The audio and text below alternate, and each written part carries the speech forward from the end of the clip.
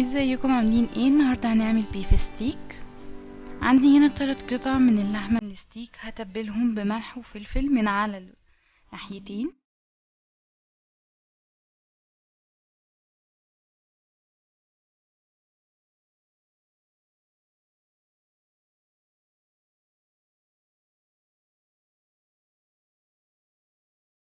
بعد كده في جريل سخنه جدا هبدا اضيف شويه زيت ومعاهم مكعب كبير من الزبده.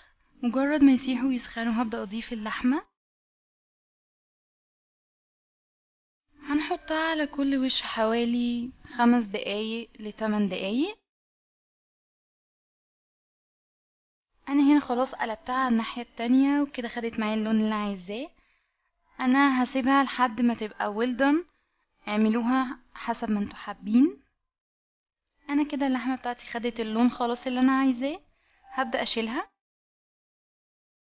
بعد كده لتحضير الصوص انا هنا عملت صوص ديمي جلاس جاهز.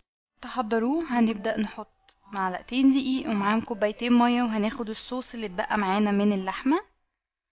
انا كده خلاص الصوص جاهز معايا، وده التقل اللي انا عايزاه. هسيبه يغلي شويه خلاص.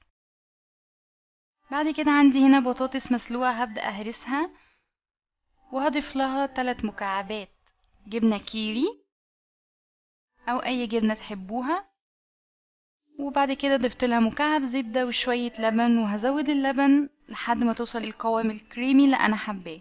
انا ضفت هنا ملح وفلفل، هقلبها كويس وكده خلاص.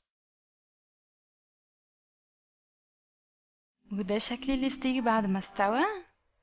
قدمته مع سلطة بنجر، يا رب تكون الوصفة عجبتكم، هستنى رأيكم.